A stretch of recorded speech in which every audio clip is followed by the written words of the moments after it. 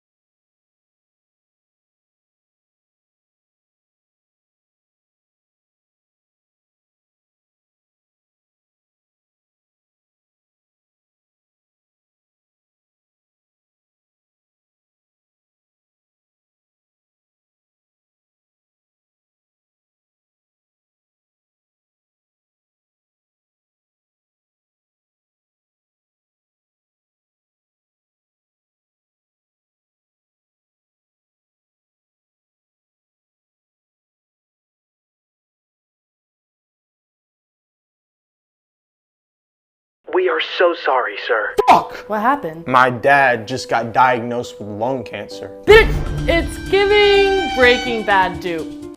Can you please stop saying stupid shit like that? Side eye, not you gatekeeping my sleigh. This is Emily. Her screen time surpasses over 20 hours a day, leading many specialists to diagnose her as chronically online. Side eye, not you going through my screen time. Stalking is literally one of my biggest icks, but you really thought you ate, huh? With the attention span of a goldfish, Emily cannot resist checking her phone for longer than 30 seconds, causing her real-life vocabulary to emulate social media comment sections. DFFR, my bestie just caught my man cheating again. Again? Yes, child. He keeps cheating on me, but it's honestly kind of iconic. Like, he's literally in his reputation era. What the f does that mean? You don't listen to Taylor Swift? Bombastic side eye. Emily is unequivocally one of the most infuriating individuals I've ever met, right behind my ex-wife Barbara. No, fuck you. A therapist should never say shit like that. Noted. This is Dr. Victor Blaine, a therapist with a 0-star rating on Yelp, which he claims is due to the fact that he only tells his clients the total, unfiltered truth. Listen, I get it. The truth hurts. But what am I supposed to do? Lie? I'm a licensed therapist, not a licensed dick rider. Dr. Blaine says he has a good reason for not telling occasional lies to make his clients feel better. He attributes this reason to his grandma, who always told him, "All liars burn in the lake of fire." Okay, so it sounds like your dad was right about you. Why is everything you say so hurtful? This is therapy. It's supposed to be therapeutic. This is therapeutic. For me.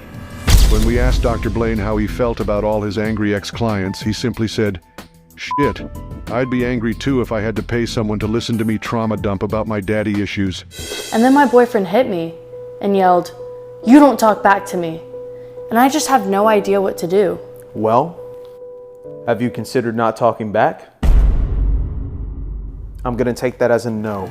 After filming Wrapped, we told Dr. Blaine that victim blaming his clients is wrong, but he said not if it's the victim's fault. He's kinda got a point. You are a sick son of a bitch. What kind of therapist says that? Me. This is Victor Blaine, a therapist known for victim blaming his clients, but Dr. Blaine claims he's just keeping it real. They hated Jesus for telling the truth. Now, am I saying I'm Jesus? No, but do my clients hate me because I'm right? Yes. Dr. Blaine refers to himself as the Donald Trump of therapy, whatever the hell that means. And my girlfriend's always trying to hook up with me at the most inappropriate times, like in the car, at the park, on our hikes. And you say no? Yeah, why? Are you judging me? No, I'm just trying to make sure I write all this down properly. Dr. Blaine is quoted as saying, "The truth hurts, and I'm here to rip off the motherfucking Band-Aid." And all my friends think I'm gaining weight, so they've been calling me nicknames like Pudgy and Flabby, but I've just been ignoring them, which is the right way to handle that situation, correct? No. The right way to handle that situation would be to go to the gym. What are you staring at? Is there a cupcake behind me or something? When we asked Dr. Blaine if he gets some sort of weird gratification from telling the truth, he said, "Let's just say I'm like the opposite of Pinocchio, because every time I tell the truth, something else grows." I wish I could unhear that. Why the f would you say that? You're a terrible therapist. I'll take that into consideration. This is Dr. Victor Blaine, a therapist who claims that the reason all his clients hate him is because they don't like hearing the truth. If you would have told me I was spending all those years in school studying psychology just to listen to white women complain about their daddy issues all day, I would have been a fucking janitor or something. Despite this, Dr. Blaine claims he loves his job as a therapist. It's his clients who don't love his job as a therapist. So what would you call it if my daddy issues have caused my entire life to revolve around getting attention from guys? I believe the woke term is trauma, but the medical term is called being a whore. When we asked Dr. Blaine how he felt about his number of clients plummeting due to his honesty, he simply said, "I'm going broke, and you still couldn't pay me to lie." He kind of popped off with that one. Or what I want to do, and he never wants to see me, and he never wants to be with me, and when I want to hang out with him, he doesn't want to go, and he just All right, damn, quit yapping, Jesus. You're my therapist. I'm paying you to listen. No, you're paying to hear my advice, not to trauma dump on me. Okay, fine. Then what's your advice? Here's my advice. Try shutting the fuck up more often. Dr. Blaine believes that the simplest answer is always the solution. No, you cheated. We're fucking done. Side eye, not your girlfriend in her hot girl summer era. This is Emily, a girl with a severe social media addiction that her parents find worrying. She has been diagnosed as chronically online. Bombastic side eye. I'm not even on social media that much. My parents are just in their judgmental era. Emily's social media addiction has caused her vernacular to turn into a jumble of internet meme references strung together to form a sentence. And Emily's classmates all agree that it's really fucking annoying. Bitch, why I kinda miss my toxic ex. The one who cheated on you?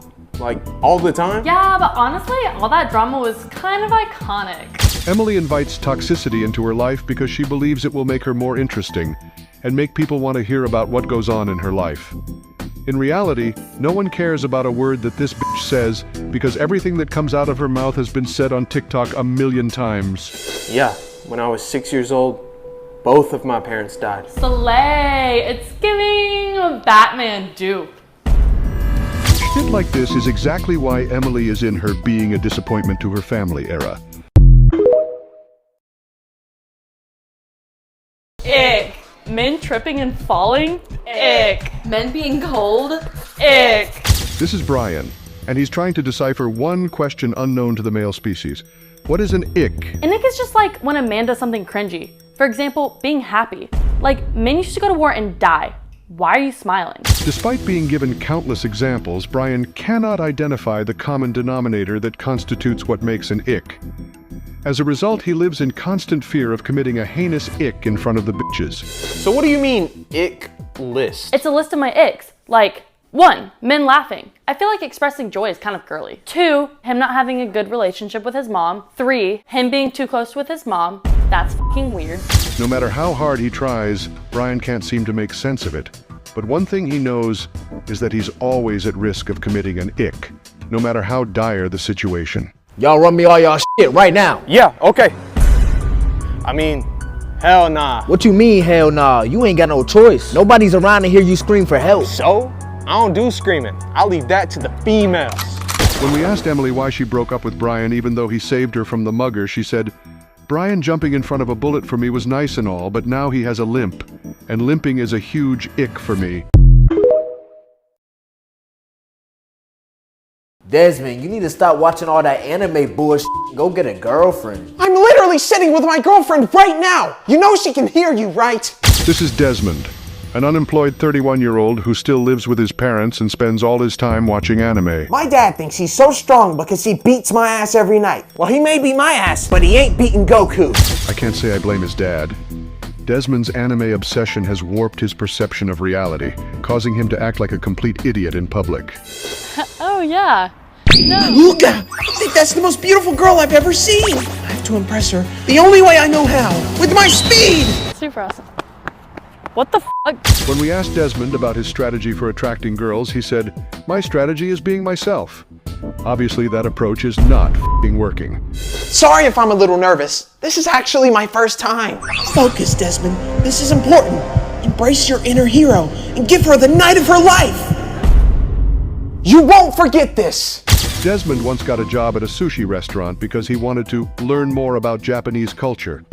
However, he was quickly fired after having a meltdown. He believed the owner was gatekeeping anime recommendations, convinced that there was no possible way a person of his ethnicity could be unfamiliar with anime. I've been staring at those lips all night, baby. Pucker up. This is Jenna, and she just got a massive ick. Why is he leaning in for a kiss like that? He looks like a dead fish. Jenna has two choices. Get kissed by this, or friend zone him. Elliot, I think we're better off as just friends. Wait, why? Was it something I did? No, I'm just not ready for a boyfriend. Don't worry. I'll wait as long as it takes, sugar.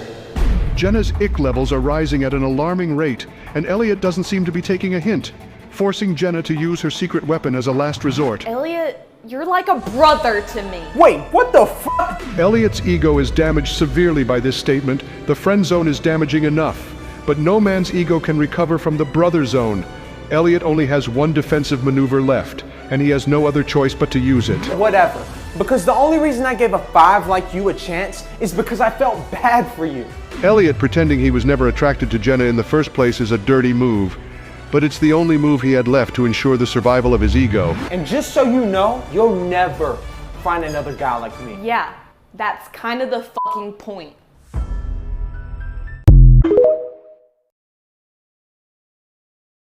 You know what? Fuck you. This therapy session literally made our relationship worse. Damn, that's crazy. This is Dr. Victor Blaine, a couples therapist with a 0-star rating on Yelp, which he claims is due to the fact that he only tells his clients the truth. I know there's this stereotype that the couples therapist always takes the girl's side, but I never do that.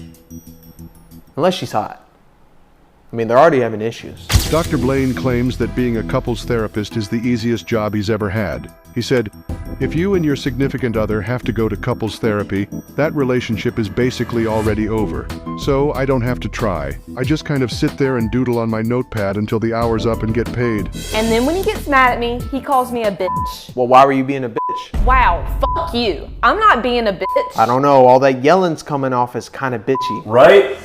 Dr. Blaine told us he used to just take the woman in the relationship's side so he would get higher ratings. When we asked him why he stopped, he said, I started getting a lot of lesbian couples and it just became too confusing, so I decided to start keeping it real. I cannot stand him anymore. Guess what he said to me yesterday? You're gaining weight. Yeah, you're getting up there. What? I wish the therapist that my ex-wife and I had was more like Dr. Blaine. The one I had just took Barbara's side on everything, and then Barbara ended up fucking him. So that wasn't very therapeutic. Desmond, take a f***ing shower. I can smell you from over here. Why? I've never seen them shower in Attack on Titan. This is Desmond, a grown-ass man who still lives with his parents and spends all his free time watching anime. My dad beats my ass every night, but I'm starting to memorize his attack patterns. Soon, victory will be mine.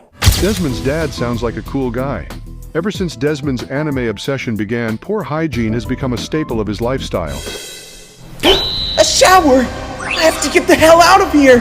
My body odor levels are over 9,000! I can't risk losing that! Despite his hygiene problems, Desmond claims they haven't prevented him from getting a girlfriend. And by girlfriend, he means a body pillow. This is my girlfriend, and while she may look a little young, she's actually 6,000 years old in the manga. Shortly after this segment, we submitted this clip to the local authorities, and they asked me why I would turn in my own son.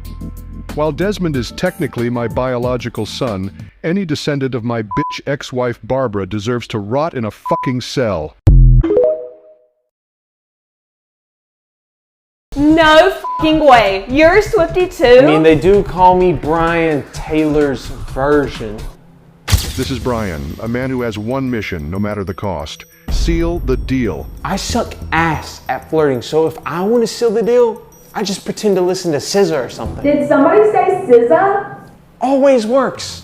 Brian has spent a considerable amount of time researching what girls are into, all in an effort to complete his mission of sealing the deal. Brian is just the best. He loves to talk about our feelings, he watches Euphoria, and he even likes poetry. Right, Brian? Oh, yeah, I'm just real in touch with my feminine side lately, so yeah. Whatever Brian is doing, it seems to be working. But despite his vast amount of knowledge about the feminine demographic, there's one subject no man can fake his knowledge on: astrology. Hey, what's your star sign again? Leo? What? I meant Libra. What the fuck? I'm just kidding. I'm an Aquarius. Wait, that's kind of hot. I don't know what the fuck just happened. I just said random Star Wars words until she seemed happy, and it worked. Shortly after this interview, Brian was caught and kicked out after Jenna checked his ID while he was in the bathroom. This confirmed that he was actually a Gemini, which is apparently the worst of them all. You are a terrible therapist. I'm rating you 0 stars. You want a cookie or something?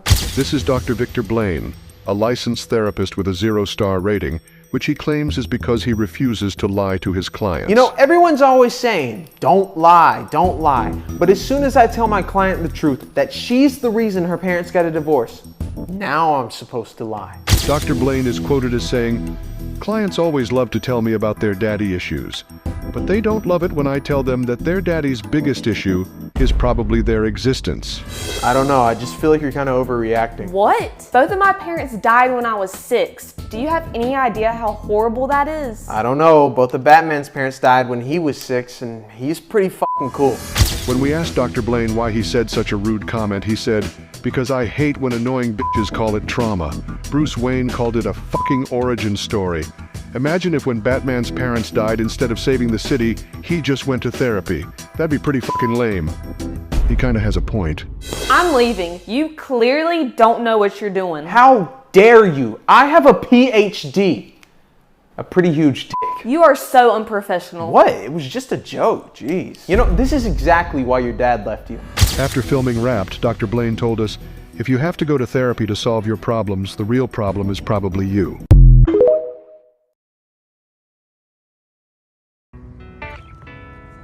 Which player would be the best in bed? Oh, me. This is Maddie, a pick-me girl. While she and her friends play the drinking game Buzzed, she has one mission, to make it about her. Which player has the funniest hookup story? Andy knows this card will trigger an endless, annoying story from Maddie, so he must think quick. I'll finish my entire drink right now if it means we can just go to the next card.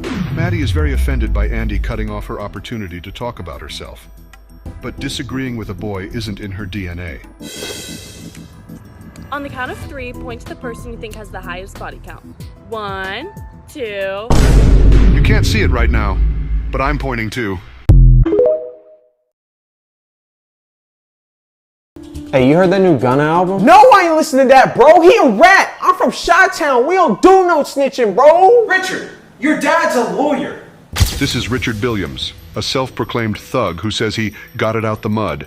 And this is his roommate, Andy. Being roommates with Richard Billiams is something I wouldn't wish on my worst enemy. Richard's parents have way more money than mine, but he's always telling me, I came out the mud, bro. I got it out the trenches. It's hell. Andy says Richard's false claims are annoying enough, but he says nothing compares to how annoying it is to deal with his dream of becoming a rapper. Oh, moms, I got the best setup, bro. I make all my hits here, all of them. I got the Fazebo desk, and you know what my favorite part is? This thing go up, just like my money. Richard, why are you at my desk? Andy claims that Richard is fixated on his desk and firmly believes it holds the key to launching his rap career. Regardless of Andy's attempts, Richard gravitates back to the desk like a moth to a flame.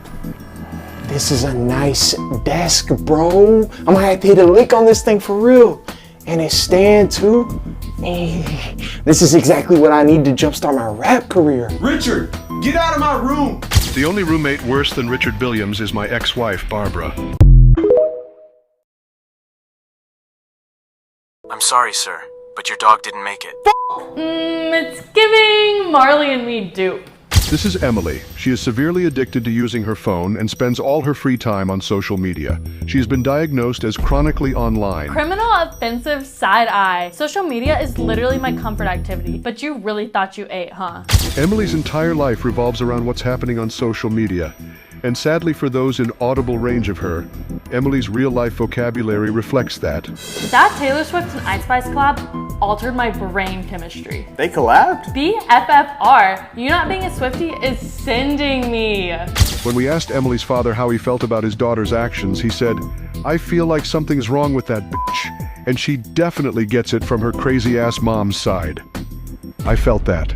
What's wrong? It's the anniversary of when my uncle died, so I don't really want to talk about it. BFFR, not you literally being Spider-Man. It's giving, with great power comes great responsibility. When we asked James how he felt about Emily's comment, he said, it took great power and great responsibility not to slap that bitch. No, I would never date Elliot. He's like a brother to me. All I'm asking for is one chance. Fuck. This is Elliot, a simp who worships girls with the expectation that they will date him. He is a pick-me boy. I'm not like all these other little boys. My mama raised me better than that. Elliot lacks an interesting personality and physical attractiveness, so his strategy for getting girls consists of being overly nice and whining about his appearance so girls will compliment him out of pity. I'm ugly as f***, aren't I? Yep, your silence is deafening. Elliot, I don't think you're ugly, but in a just friends type of way. Just friends. Would we still be just friends if I told you that I stayed up all night praying to God that He would give me your period cramps this month because you don't deserve that pain? Elliot, you're f***ing weird. 2023, the year where being nice is weird. If that's what you consider being nice, then yes, being nice is pretty weird. I don't understand what I'm doing wrong. I worship every girl I have a crush on. I treat them like a goddess. But do any of them give little old me a chance? No. It's almost like these girls want to be treated like normal human beings or something. The simplest answer is often the solution.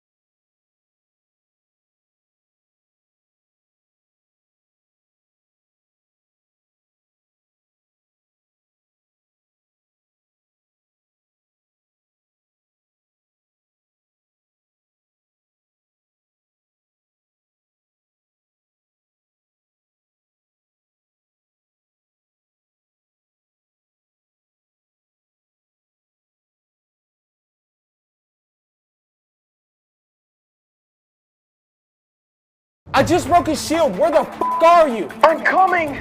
I've literally got 3 guys destroying me from the back. Oh, hell nah. This is Brian. He's ranked as the #1 Fortnite player in the world and could be earning millions in tournament prize money. There's just one issue. I'm not playing that fucking game anymore. I mean, have you heard this shit guys say when they play Fortnite? No, I don't play Fortnite. I'm a grown-ass man. Well, it's fucking disgusting.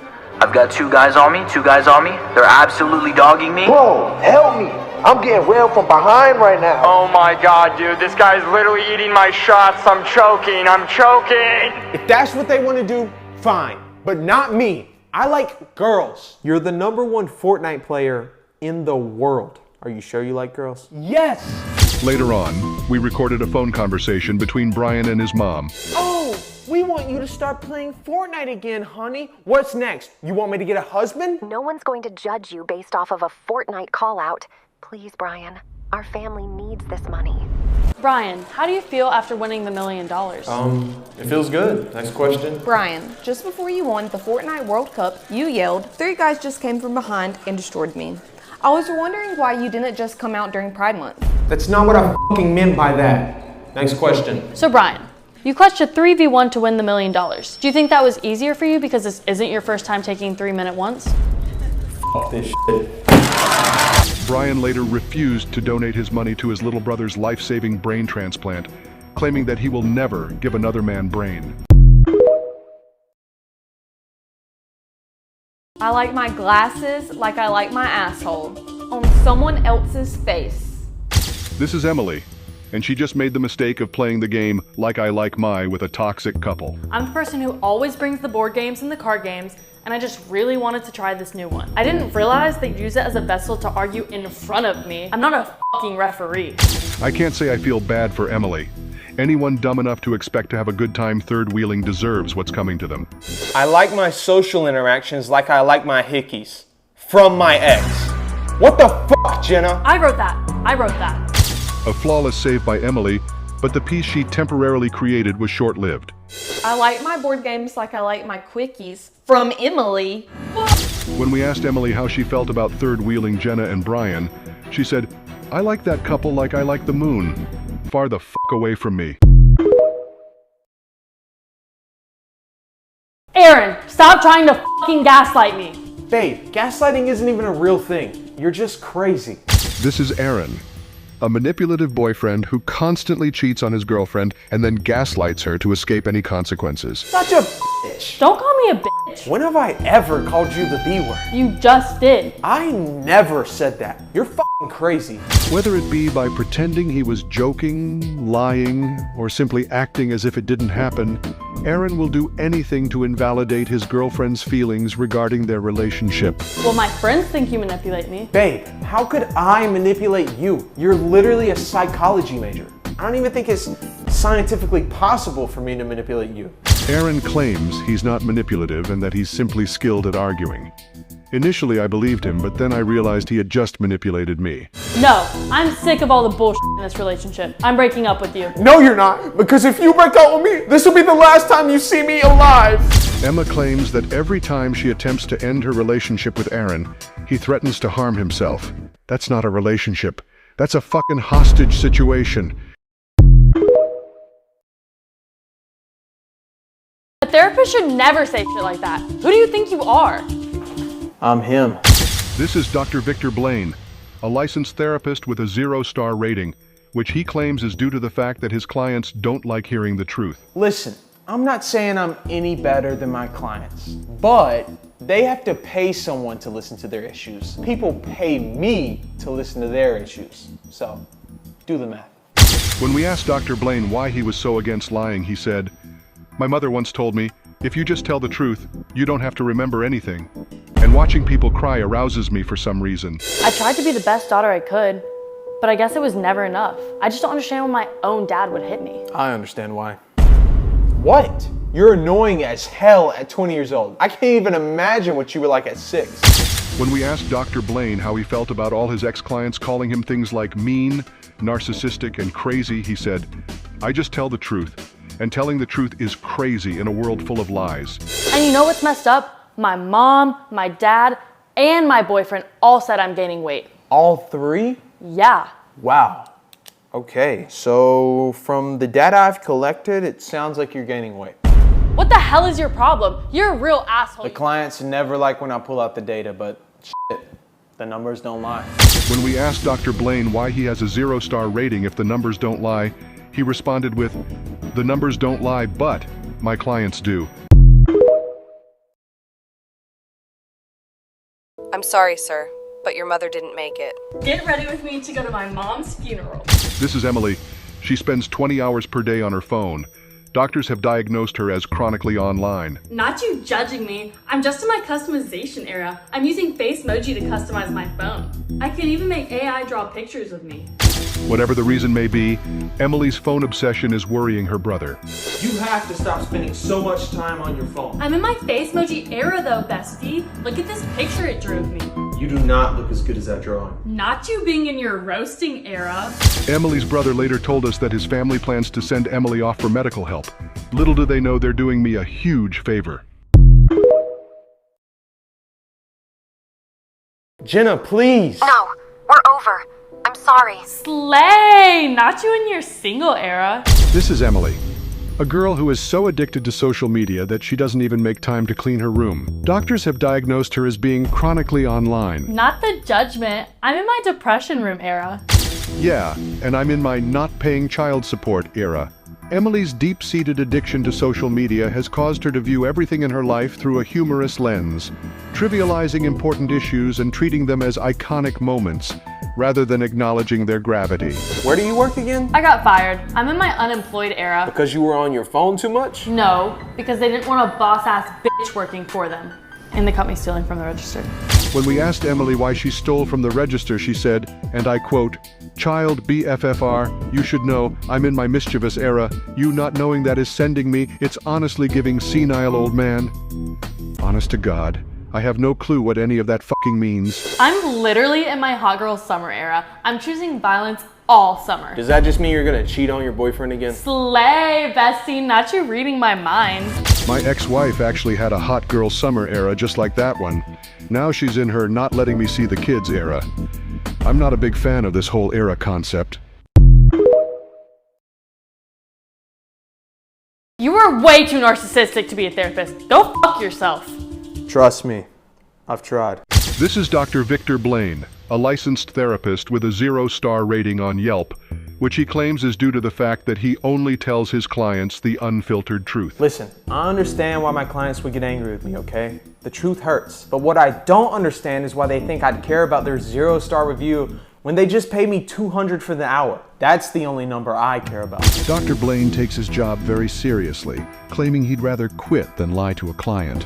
All of my friends have been making fun of my weight lately. Why? Probably because I've gained 20 pounds this month. Damn. Did you just say damn? Yeah. What the fuck is your problem? According to Dr. Blaine's mother, Victor has never had an issue telling the truth, claiming his first words were, "Not gonna lie, Mom, you need to put on some fucking deodorant." Okay, I'm not gonna sugarcoat it. You have gained a lot of weight. Like, a lot. You know, you talk about sugarcoating the truth like it's such a bad thing. In my opinion, it's a lot better than being so rude. If I sugarcoated the truth, you'd probably try to fucking eat it. You've had enough sugar. That's a fucking problem here. Dr. Blaine later told us, "All liars burn in the lake of fire, and I'm colder than a bitch." Ick. Men using emojis? Ick. Men laughing? Ick. This is Brian, and he's trying to find the answer to one question. What is an ick? An ick is just like when a man does something cringy. For example, hugging their dad. I thought you liked girls. Hugging other dudes is fruity as fuck. Even though numerous examples have been given to Brian, he still has no clue what constitutes an ick, and he is constantly in fear that he may cause an ick in front of the women. Wait, can you read your ick list again? Number 1, men smiling. Being happy is girly. Number 2, men being cold. You're a grown-ass man. Stop shivering. Number 3, being hot. Sweating and body odor is disgusting. Despite his countless hours of research, Brian only knows one thing for certain about the ick phenomenon. That being, you can cause an ick at any time, no matter how dire the situation. Hey, Brian. Hello. I just wanted to thank you for saving me from that bear. Yeah, I can't even believe I'm alive. And I wanted to break up with you. What the fuck? I saved you from a fucking grizzly bear. Yeah, but the way you were screaming when you got mauled was like a massive ick. Like, massive. When we asked Brian how he felt about getting broken up with, he said, "I'm switching teams. I can't deal with women anymore." Whatever the hell that means. No, dating apps are fucking stupid. I swipe right on every girl I see, not a single match. Dude, you're gonna get catfished doing that. Bro, at this point, if I go to hook up with a match and it's a 40-year-old man, I'm finishing what I started. Oh look, you got a match. Let's go. What the fuck do you mean, let's go? She's old. Yeah, I like MILFs. So what? That is not a MILF. That is a GILF. Bro, whatever. You're just jealous because I get to 69 with a 69-year-old. I have no idea why I decided to room with you. You're fucking weird. I'm leaving. Good, because I'm inviting her over right now. Hey. Wait, what the fuck? You're not Carol? Yes, I am. Well, you look a lot older in your pictures. Yeah, so do you. Okay, yeah, I photoshopped myself to look older so I can match with the elderly. So what? So you catfished me. You catfished me. I mean, I guess it could be worse. At least I didn't get catfished by like a cannibal or something. Yeah.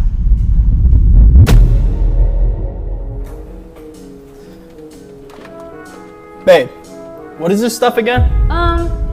It's just pork. Well, it f***ing smacks.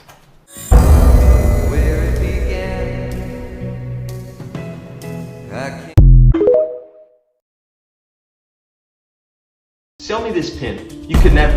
Because you're going to school to be a worthless fucking doctor. This is Chandler, a business major who thinks he's the next Elon Musk because he secured a small internship. Women call me a misogynist, and I call women a liability. That's called equilibrium, bitch. Chandler acts like a CEO who manages millions of dollars, but the only money he actually manages is the money his father gives him.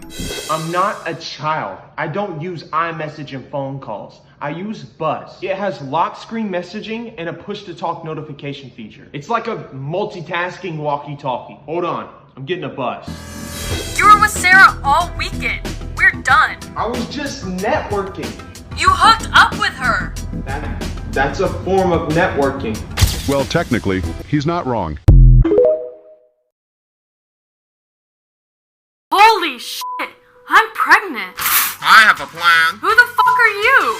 Fall is just around the corner, and with temperatures cooling down, we know the bedroom is heating up. Which is why we are introducing Plan B Party Size. With Plan B Party Size, the party never ends. I personally love Plan B Party Size because I get like so many girls, and I bang like so many chicks. Don't believe me? I will personally knock up your wife and use the product to prove that it works. Oh no, I'm good.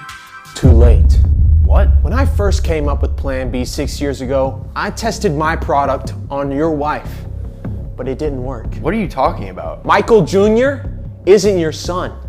He's mine. Is this for real? I'm so sorry, Mike. I mean, why should I have to raise a son? My dad left me when I was 6. I created Plan B because I wished I was never born.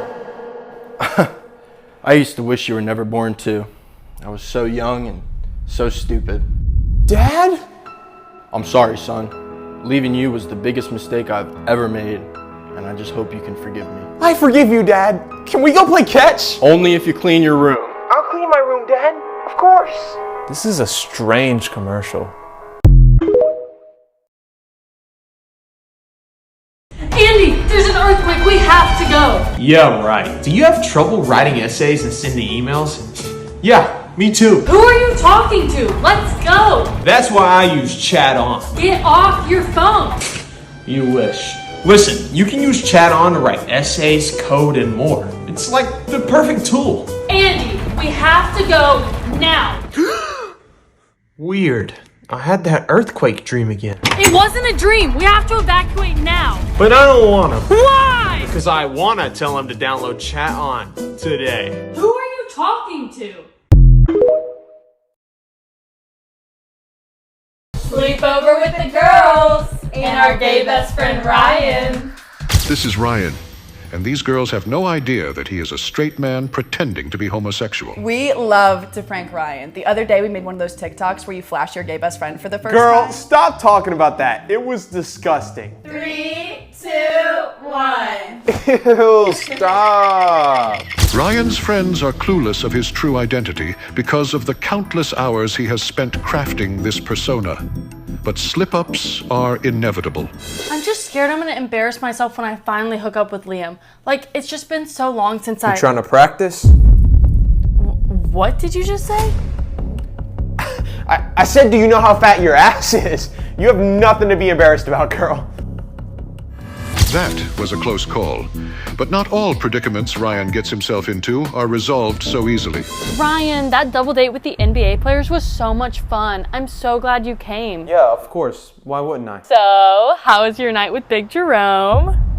I had a good time. Are you sure? You sound sad. I said I had a good f***ing time. When we asked Ryan how he felt about being immobilized on his undercover mission, he simply replied, "Whatever it takes."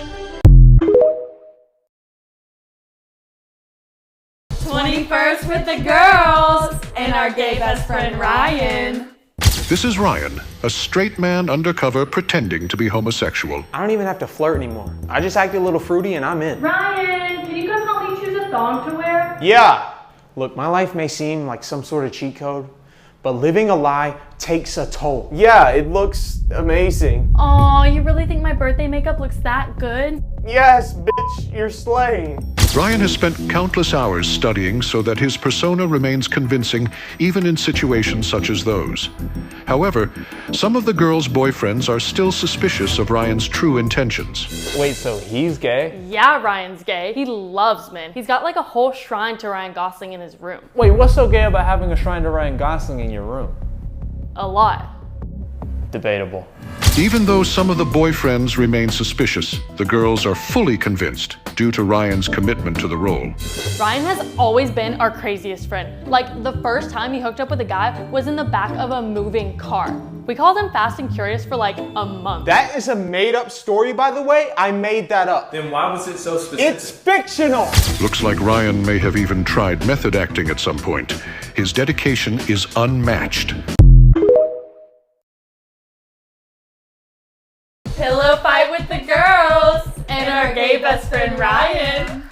This is Ryan, a straight man undercover pretending to be homosexual. You still flirt in 2023? Well, you're playing checkers and I'm playing chess. Ryan, can you come tie my top? It keeps falling off. Coming. Ryan has spent years building this false persona. Countless hours of researching, studying, and training has allowed him to hide in plain sight. His friends are clueless of his true intentions. Being friends with Ryan actually makes me feel so heroic because he can't swim and I used to be a lifeguard. So anytime we're near a body of water, it usually ends with me giving him mouth to mouth. Hey, are we still going to the pool or what? While Ryan may think that his strategy is flawless, it is inevitable that if you fuck around, you find out. Hey Ryan, you remember that double date I told you about? Yeah. Well, the guys we're going with play in the NBA. Are you sure you want to go with NBA players? Some of them are tall, like massive. Yeah, we'll be fine. I don't have a gag reflex. At this moment, Ryan knew he fucked up. Fuck you. This therapy session made our relationship worse. Damn, that's crazy. It was $200 for the hour. Cash or card? This is Dr. Victor Blaine, a couples therapist with a 0-star rating, which he claims is because he only tells the full truth to his clients. As an exercise to improve his clients' relationships, Dr. Blaine plays Like I Like My with his clients. I like my in-laws like I like my gag reflex. Non-existent. Wow, fuck you. My parents are nice to you. If you consider making me want to drive off a cliff nice, then yeah. Wait, did you just say you don't have a gag reflex? When we asked Dr. Blaine why he started doing couples therapy, he said, "I just like watching couples argue. It's like getting paid to watch reality TV." I like my therapy like I like my doggy style. From Dr. Blaine. Don't look at me, she said it. But if you think it'll help. Dr. Blaine later told us, "I'm not gonna lie. The Like I Like My game never helps their relationship. I just enjoy playing it because it's a fun way to stir up drama with clients."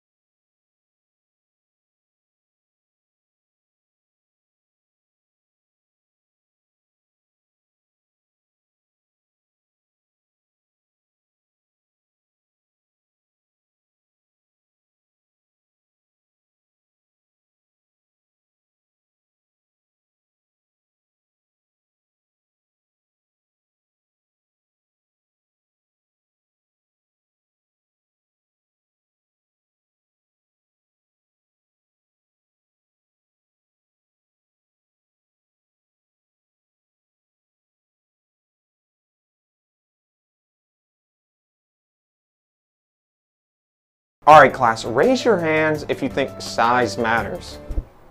You all fail. This is Mr. Vernon Jen, a sexual education teacher who has never had intercourse. I have slept with a woman. When? Does virtual reality count? No. Mr. Jen has struggled to lose his virginity for 31 years. He hides this not only because of his extreme embarrassment, but also because of his fear of being fired due to a lack of experience. All right, I want you to circle on that chart where the female G-spot is. Right here? When we asked Mr. Jen how he felt about learning information from his students that he's supposed to be teaching, he said, "It's a beautiful thing when the student surpasses the teacher," which is a nice way of saying he gets no bitches. So did I correctly circle the G-spot? Let me check my answer key real quick. Yep, that's right. Shortly after filming, some of the students revealed to us that they knew Mr. Jen was a virgin. When we asked them how they figured it out, they said, "Do we look fucking stupid?" No, fuck you. I'm never doing therapy with you again. Noted. This is Dr. Victor Blaine, a therapist with a 0-star rating on Yelp, which he claims is because he only tells his clients the unfiltered truth. The truth hurts, so I get low reviews. One time a client came to me and asked me if I could help her find what was causing all the issues in her life. But when I told her to just look in a fucking mirror, another low review. Dr. Blaine has no issue telling the truth. He said to us, "What else am I supposed to do? Be politically correct and tell a client she's not the reason her parents got divorced? Because spoiler alert, She is. I get validation from sleeping with guys, and I think that stems back to my childhood trauma. You know, you're always talking about childhood trauma, but if my daughter had a body count as high as you, I'd have parental trauma. Take some fucking accountability. Dr. Blaine told us his motto is, "It's me versus the world." Not sure if that's a good motto for a therapist, but okay. Just when I think work is bad, every single day when I'm leaving, the same dude beats my ass and robs me. And this has been going on for 3 months. Wait, every day for 3 months? Have you tried just like taking a different way home? No. At that point, it's his money. I don't know what to tell you. I'm starting to understand this whole victim blaming thing, because that is definitely his fucking fault. You are a worthless piece of shit, is something a bully would say, and even if it's true, you shouldn't let it affect you. My name is Benjamin Harris. I'm an anti-bullying specialist, but I like to call myself a positivity specialist. Like you, for example. How does it make you feel when people make fun of your ears? No one has ever said anything to me about my ears. Just because they don't say it to your face doesn't mean they don't say it. The only positive thing I can say about Mr. Harris is that I'm positive he's a prick. All right, for this exercise, I want you guys to form a line based on how attractive you think you are. Hey, Carl, back of the line. This exercise doesn't work if you lie. Guys, there's only one thing worse than a bully, and that's a liar. When I met Mr. Harris, he promised to help me with the bullies because everybody knew I was ran through. No one has ever said that to me before. She said no one's ever said that to her before? That's okay. Lying to make yourself feel better is a perfectly normal response. Making assumptions is its own form of bullying. Like you, I'm sure everyone in this room assumes that you're attracted to men, and that is wrong. You cannot judge a book by its cover, even if that cover is full of rainbows and pride flags. Fuck that guy. Fuck you. No one loves you, and you're gonna die alone, is something a bully would say, and you should never say anything like that under any circumstances. My name is Benjamin Harris. I'm an anti-bullying specialist, and my mission in life is to spread positivity. Now guys, sometimes we can bully people on accident. Like just because her nose looks funny doesn't mean we get to say something about it. We keep that to ourselves. There's nothing positive about Mr. Harris. He's a fucking asshole. Now I want everyone here to raise your hand if you've ever been bullied for the way you look. Carl, come on, raise your hand. This exercise doesn't work if you lie. Sometimes people say my seminars are mean-spirited, but I'm not mean. I'm just old school. An anti-bullying technique that always works is remove the thing you're being bullied for. Like you, if you lost some weight, no one will make fun of you for gaining it. Do not give the bully a weapon to attack you with. Some people have compared me to Martin Luther King Jr. because we've both dedicated our lives to fighting for good. Some people have even said I'm better than Martin Luther King Jr. because bullying is an issue that affects all races, not just... And I'm not the one who said that, that's just what people have been saying. Like, for example, I'm sure you don't like when people make fun of your nose. People have never made fun of my nose. Hey Pinocchio, stop fucking lying. That nose is already big enough. It is something a bully would say and that I would never say. How the f did he get that job? You're the worst therapist ever. I'm giving you a 0-star review. Damn, that's crazy. This is Dr. Victor Blaine, a therapist with a 0-star rating, which he claims is because he only tells his clients the truth. I understand why my clients leave low reviews. The truth hurts. If my life was so bad that I had to go to therapy, I wouldn't want to hear the unfiltered truth about it either. Dr. Blaine has faced immense backlash for his methods. When we asked him if that ever worried him, he said, "Not at all. What are they going to do? Whine to their therapist about it? That's more business for me." I'm late on my mortgage, and I have no way to feed my kids. I just wanted to tell someone how I'm feeling. The only thing you should be filling is a job application out. I'm $200 for the hour. Why are you here? When we asked Dr. Blaine how he felt about the hundreds of 0-star reviews he's received, he said, "Each person who left a 0-star review paid me $200 for the hour. The reviews aren't hurting my feelings, and they definitely aren't hurting my pockets." And when I tried talking to him, he just said, "Get back in the kitchen." Well, why weren't you in the kitchen? You know what? Fuck you. You're a misogynist. Hey, I am not a misogynist. I don't know why you stupid bitches are always saying stuff like that. Shortly after filming, Dr. Blaine told us, "The unfiltered truth is hard for some girls to swallow, but other girls have no issue swallowing my truth serum." I don't want to know what he meant by that. Everyone in this room fucking hates you, is something a bully would say. And even if that's true, you shouldn't let it get to your head. My name is Benjamin Harris. I'm an anti-bullying specialist, but that's just my job title. I'm just a guy trying to spread positivity. All right, guys, like for example, look at his outfit. Some people are just begging to get bullied, but you still cannot do it no matter how bad you want to. Mr. Harris has said worse insults to me than any bully could have ever thought of. One time a young man came to me and told me that a bully was making fun of his lisp. And yes, while mimicking his lisp is hilarious, the way it made him feel was not. Some people think my seminars are too direct, but I don't need people to like my seminars because heroes don't wait for the applause. They do what's needed to be done. Bullying does not only happen in schools and in the workplace, it can happen right at home. Like you. You talk a lot. Has your father ever hit you? No. Well, I promise you he's thought about it. And that's still wrong. That is still wrong because thinking manifests into action. How did he get that fucking job? No fucking way. You watch Love Island too? I watch so much Love Island, sometimes I feel like I'm stranded there. This is Brian, a man with one simple mission: seal the deal. This is just so much easier than flirting. I just pretend to like true crime and I'm in. Did someone say true crime? See? Brian has spent an unreal amount of time learning how to appeal to women's interests, but occasionally he slips up. Brian, what's your favorite true crime podcast? I don't know, that true crime stuff freaks me out. Which is exactly why I listen to it. That was a close call. Brian even learned all the words to this SZA song in order to impress girls. Oh no, I already knew the words. I just really fuck with SZA. Despite that being somewhat questionable for a man, it gets Brian into the bedroom. But at what cost? Before we go into the bedroom to do this, can we talk about our feelings? Just for like 5 minutes. I guess. So I'm still not over my ex from 6 years ago. And then everyone was mad at me for breaking up with him. He got on my nerves, and he was super nice. Then I met Peyton, who has a tenant he's really hard love in dealing with, just eating costs and everything. And that's why I just can't trust men anymore. Anyways, you want to come to my room now? Rest in peace, Brian. I wouldn't wish that demise on even my worst enemy. You are a terrible therapist. Go fuck yourself. Believe me, I've tried. This is Dr. Victor Blaine, and today he is going to be playing Catch the Vibe as an exercise with his clients. I'm gonna say F6.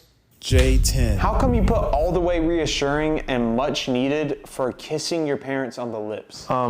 Because it is. You're gonna need a lot more therapy than just this because what the fuck? Dr. Blaine told us, I catch the vibe that guy is weird as fuck. I'll say a 10. J1. How come you put the max answer for dirty and smells bad on the way my grandma smells? Because that's how she smells. You know that my grandma passed away yesterday. If anything, that just further proves my point. Fuck you. Well, he's not wrong. No fucking way. You watch Dance Moms too? I watch so much Dance Moms, they started calling me the dance dad. This is Brian, a man with one goal: seal the deal. This is just way easier than flirting. I just pretend to like Taylor Swift and I'm in. Did someone say Taylor Swift? See? Brian has spent endless hours researching topics that appeal to women's interests, but occasionally he slips up. Brian, would you still like me if I was a worm? No, I wouldn't like you as a fucking worm. I love you as a worm. That was a close call. She is such a bitch. Brian even pretends to enjoy Dance Moms in order to impress girls. No, that wasn't pretend. I just really fuck with Dance Moms. Despite that being questionable for a guy, it gets Brian into the bedroom. But at what cost? That was so good, right? Brian's post-nut clarity just kicked in. Why are my nails painted? What have I done? Brian's clarity has made him realize that the sacrifices he made to seal the deal weren't worth it. Wait, Brian, I want to cuddle. Don't leave yet. Oh, I'm not leaving until you take one of these. And then I'm out this bitch. Ick. Men crying. Ick. Men eating ice cream. Ick. This is Brian, and he's looking for the answer to one question. What is an ick? An ick is just like when a man does something cringy. For example, crying when their dad dies. Crying is for the girls. Grow up. Even though many girls have explained to Brian their definition of an ick, Brian can't find the common denominator, so he lives in fear that he may commit an ick at any moment.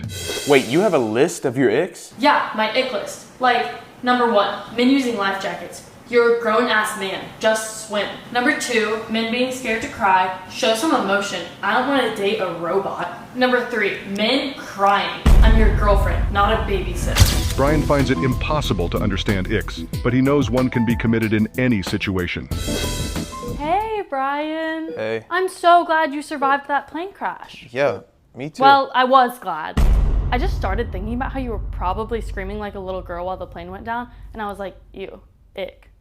So we're breaking up, but get well soon.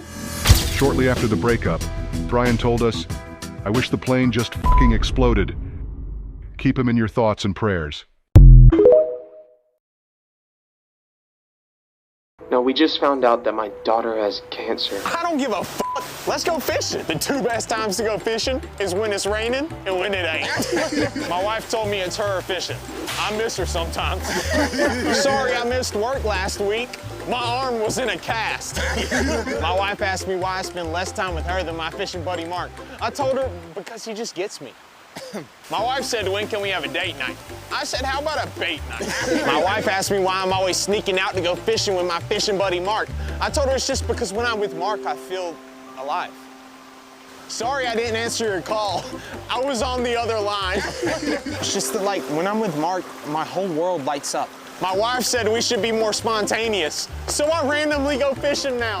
When my wife kisses me, I feel empty. But when Mark kisses me, I feel alive. Feed a man a fish and he'll eat for a day. Teach a man to fish and he'll sit in a boat and drink all day. I don't even think I like fishing. I think I'm just gay. How do you satisfy a woman in bed? I need someone to come write it on the board in great detail so I can make sure you're correct. This is Mr. Vernon Jen, a sexual education teacher who hasn't lost his virginity. Just because I'm a virgin does not mean I don't know what I'm talking about. I have spent endless hours on the hub, and you don't tell a student they can't graduate just because they took a class on Zoom. Mr. Jen hides his virginity out of embarrassment and out of fear of being fired due to lack of experience. Mr. Jen, have you ever gotten an STD? I believe it's pronounced PhD, and no, I went to community college.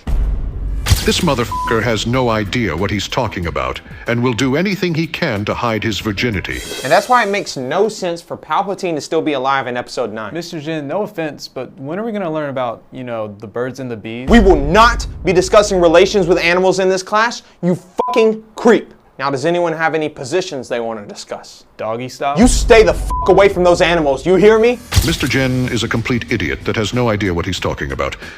Reminds me of my ex-wife, Barbara. Let's get fucked up! Woo! A college pregame with only one girl. The venue for one of nature's most common face-offs. The competition between the 2 males is immediate. So Carl, are you more of a boobs guy or an ass guy? Neither. He's more of a dick and balls type of guy. In one corner, we have Josh, whose plan is to embarrass his friends to make himself look better. A common mating strategy among the male species. I'm not a boobs guy or an ass guy. I'm a personality guy, unlike this misogynist. Carl is normally shy, but when threatened, he can become aggressive. His mating strategy is to suck up to the female in hopes of winning her favor. Josh must think quick. I'm not a misogynist. Hating on women is pretty gay. Hey Josh, remind me, why didn't you go to college again? This guy drives a Kia Soul. This guy doesn't even have a car. Guys, stop with the red flags. I'm not going home with either of you. I'm not even into boys. The males have encountered a lesbian, the true apex predator of the college pregame. They don't stand a chance. Good, because I'm not a boy. I'm a man. No, like, I'm attracted to women. Shit, looks like we got a lot in common. The males go home empty-handed. Nature can be unforgiving. You are a terrible therapist. Noted. This is Dr. Victor Blaine, a therapist with a 0-star rating on Yelp because he only tells his clients the truth. Today I'm seeing a client who's addicted to Block Blast. I love my job. Dr. Blaine's client's addiction is serious. I can't stop playing, Doctor. It's like these blocks have built a wall between me and reality. Yeah, the reality is that you need to take a break from that game and take a shower. When we asked Dr. Blaine why he only told the truth, he said, "Because it's the right thing to do, and I like being mean." It's just when I clear those rows, I get a sense of achievement that I don't feel anywhere else. The colors, the rhythm, it's soothing. You know, I'm not gonna lie. This game is pretty fun. I've never seen Dr. Blaine admit that he was wrong. Hey, bestie! Don't call me that. Stop! This is Maddie, a female obsessed with males in her species. In nature, she is known as a pick-me girl. What you playing, bestie? Spider-Man 2. Stop, bestie. I literally can't stop playing that game. Here we see the female faking interest in a video game to impress the male. You have a PS5? Nope, I'm an Xbox girly.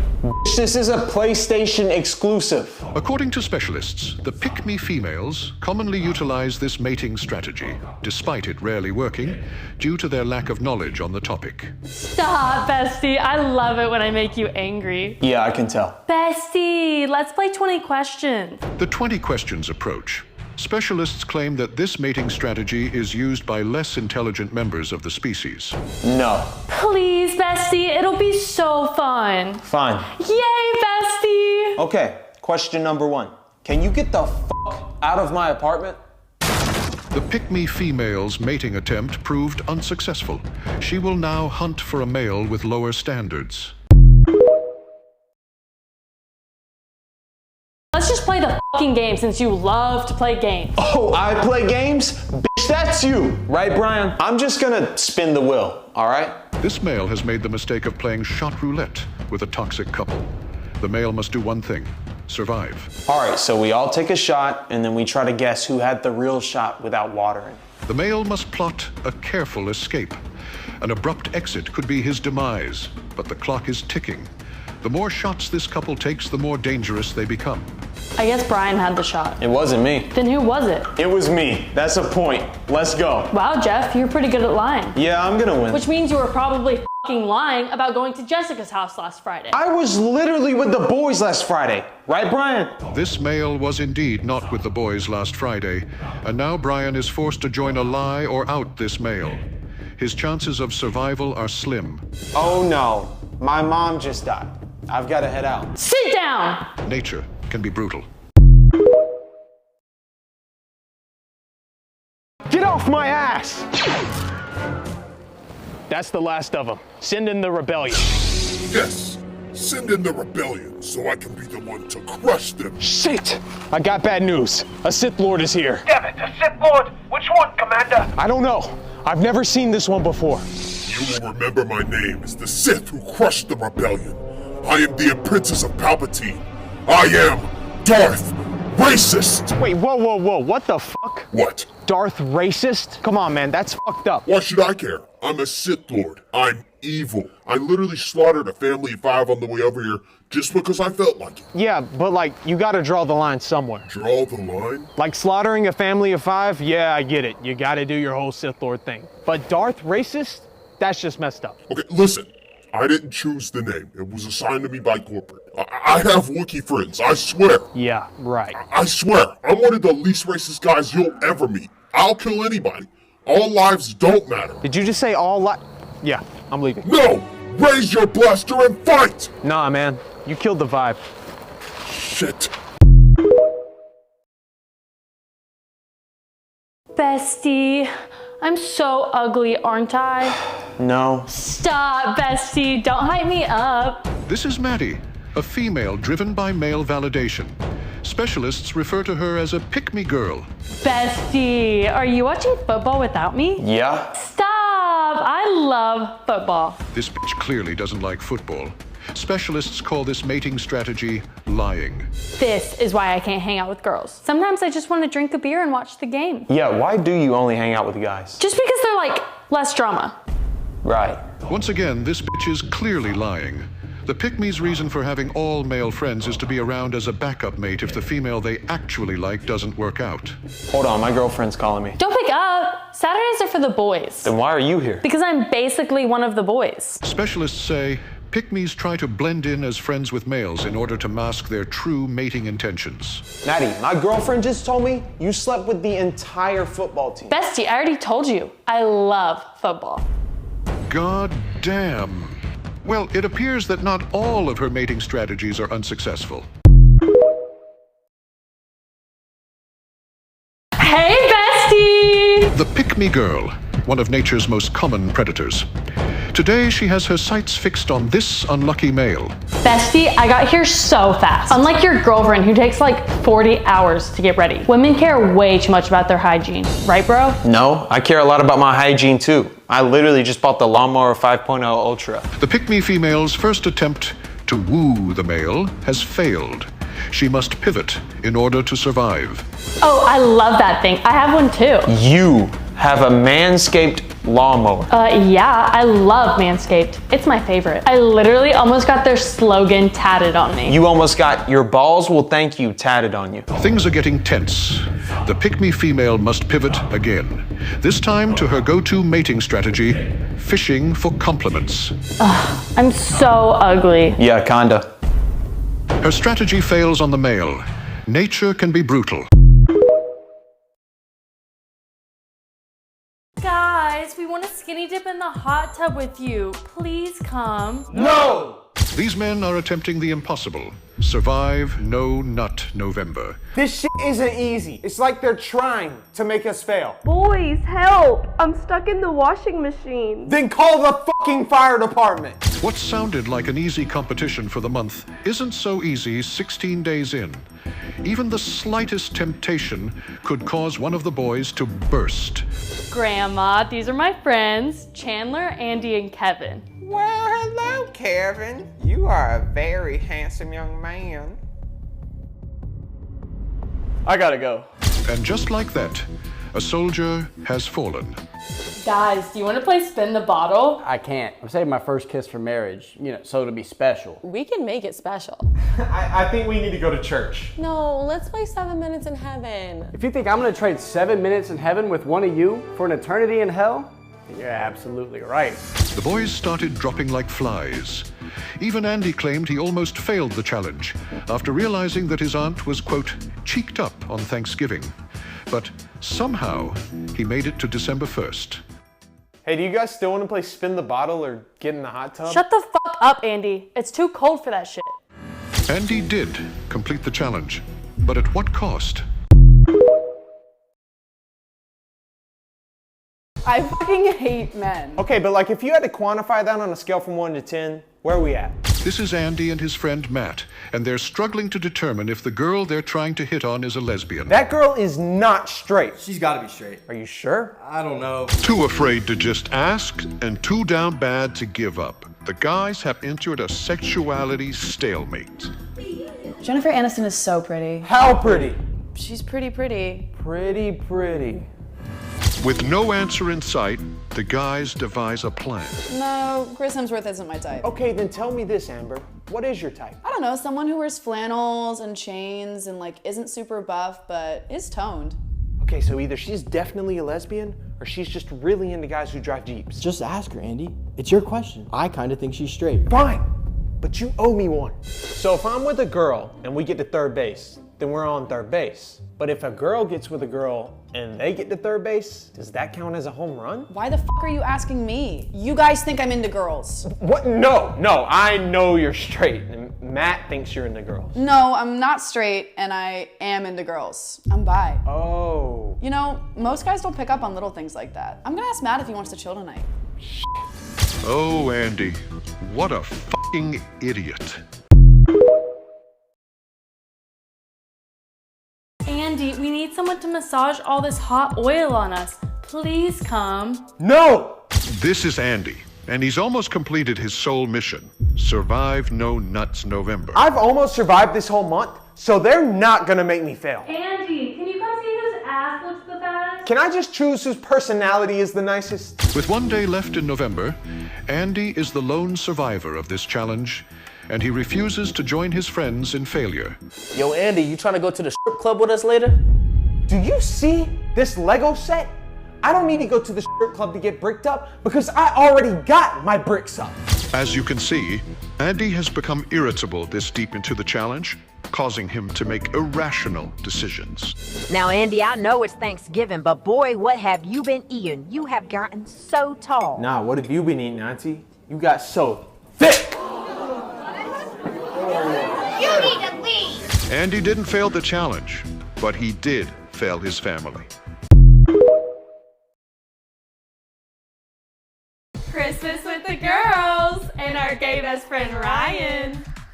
This is Ryan, a straight man undercover pretending to be homosexual. Why would I waste my time flirting? This is the easiest way to get in the bedroom. Ryan, come look at this song I got for Christmas. Coming.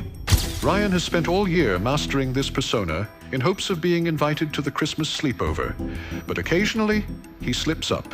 I literally spent all day baking, but apparently he's vegan. He refused to eat my cookies. Shit, I'd eat your cookie. What? I said I'd eat those cookies because I'm not a vegan. Y'all know I love meat. That was a close call. But the girls still have no idea that Ryan is a straight man. Who's that? Remember when you said you wanted some hot chocolate? Well, he's here. No, I meant like actual hot chocolate, like the drink. Yeah, right. Merry Christmas, motherfucker. This was the moment Ryan knew that he fucked up. Rule number 1 of the JROTC, never hit a woman. Ew, you're actually in the JROTC? That's so weird. False! This is Keith Smith, a kid in JROTC who takes it way too seriously.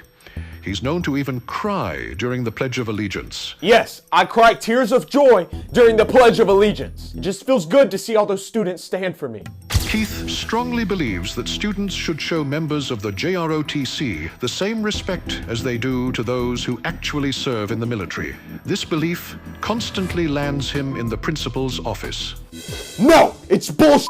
The JROTC gets no benefits, so why do those students get to do girl push-ups? Keith, because those students were in special ed. Why? They can't even do a normal push-up. What's so special about them? This isn't the only time Keith was sent to the principal's office. His lifestyle gets him in trouble almost daily. Keith, they caught you with a sniper at a football game. What? I wasn't gonna use it. Unless any of the players kneeled during the national anthem. Keith! Shortly after filming, Keith hid all the school's wheelchairs because he believed disabled students were using them as an excuse not to stand for the pledge. He was quickly expelled. Buddy, you're perfect for this job. Really? You don't care that they caught me touching kids? Buddy, 90% of this job is touching kids. You've got real experience.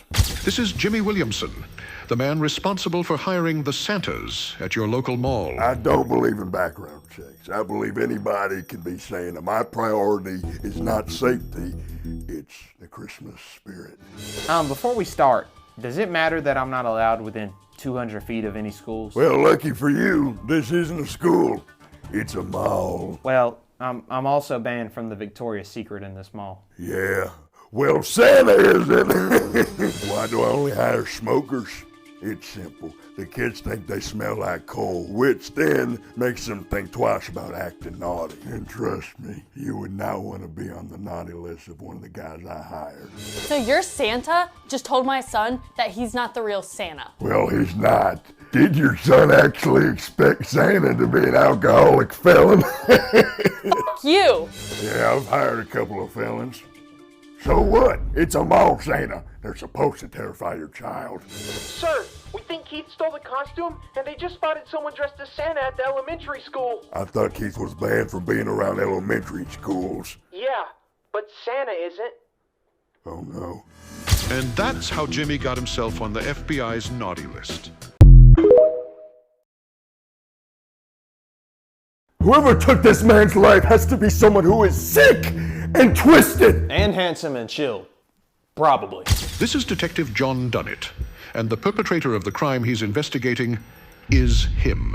Whoever did this can be among us. Suspects love to return back to the crime scene. He could be in the vents. Not all suspects. I mean, some probably don't if they did it by accident and feel really bad about it. Probably. Dunnett, I want you to stop playing games. Detective Dunnett hasn't been caught for one reason. He is hiding in plain sight. This is a composite sketch of the suspect. Let's go to Detective Dunnett at the scene of the crime. Well, clearly whoever committed this crime is a very handsome man, but whoever drew this got the ears all wrong. They're way too big. How do you know that? Gut feeling. Okay, guys, we're gonna limit the search to locals in the area. No! Limit the search to tourists. We must remember that this happened during spring break. Sir, we live in Nebraska. Why do you think the suspect targeted Jeff Falkins as his victim? Probably because he deserved it.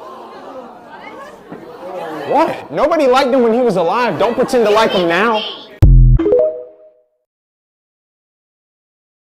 Bitch, you're just asking to get cheated on. You're being such a bitch, right, Landry? I think you guys both have valid points. Fuck you! This is Landry, and he has made the mistake of third-wheeling a toxic couple. I just thought I was gonna come over to hang out with Andy. I didn't come to be a referee. Yo, fuck you, bitch. Break it up! A truly unfortunate circumstance.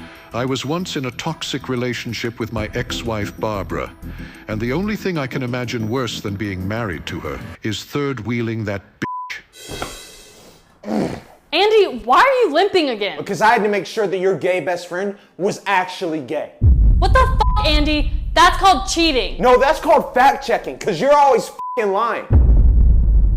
I know I'm the narrator, but I've got nothing to say about this shit. Yo, Maddie was being such a bitch earlier, right? Yeah. Andy was being such an asshole earlier, right? Yeah. No, you're the issue. Landry literally said you were the one being a bitch earlier. But Landry told me you were being an asshole. What the f***, Landry? Yeah, how about you stop lying? Alright, you wanna know the truth? You're both crazy. Whoa, man. Don't talk about my girl like that. I'm so confused right now. Me too, Landry. Me too. Emily, a little birdie told me you didn't stand for the pledge today. Oh no. Respect your veterans. This is Keith Smith, a kid in JROTC who takes it way too seriously. You wear a school uniform, I wear a bulletproof vest. We are not the same. Keith takes his role in the JROTC very seriously, going as far as to treat the class president like the real president.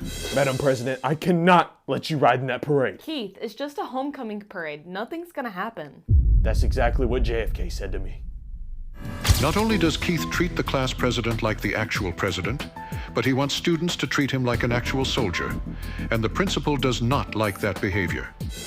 Keith, the school thinks you should quit the JROTC. Absolutely not. I am not wearing a school uniform like those other civilians. Do I strike you as the type of person who would come to school dressed like an idiot? The question at hand isn't if Keith was dropped on his head as a child, but rather, how many times was he dropped on his head as a child? You're a therapist. You can't victim blame your clients. Yeah, save that shit for the Yelp review. This is Dr. Victor Blaine, a therapist with a 0-star rating on Yelp, which he claims is because he only tells the brutal truth. I'm here to help my clients get their shit together, not to listen to them cry for an hour. I'm a therapist, not a babysitter. Dr. Blaine has no concern for his client's feelings, only the truth. I just don't understand why she left me. Probably because you're a piece of shit who sits around all day and plays Fortnite. Hey, that was uncalled for. You also smell like shit. All of that was uncalled for. Listen, man, if you don't like constructive criticism, then that's not my fault. My ex-wife Barbara used to give me constructive criticism just like this. It's been a year since my infant child passed. I just don't know how to move on. Hey, genius, here's an idea. Get the fuck over it. You could have had a new one by now if you locked in. When we asked Dr. Blaine why he said such a remark, he replied, what do you mean, such a remark? I told her the f***ing truth. This week on AGC. New Year's Eve with the girls and our gay best friend Ryan. Meet Ryan, a straight man pretending to be homosexual. If I don't find anyone, Ryan might have to be my New Year's kiss. Ew, that would be like so gross. Ryan has kept up this act all year, and now he is in the perfect environment for it all to pay off. But one slip up could ruin it all. It'll be so funny if me and Ryan kiss at midnight. Shit, I'll kiss you somewhere else. Like on your cheek. That was a close call. But as midnight approaches, Ryan must find someone to kiss, or this whole act was all for nothing. 10, 9. Hey, does anyone need someone to kiss? Yeah. Pucker up, little nigga. Looks like Ryan got a kiss, but not the one he wanted. Ryan told us his New Year's resolution was to stop doing this shit. I'm surprised it took him this long to come to that conclusion.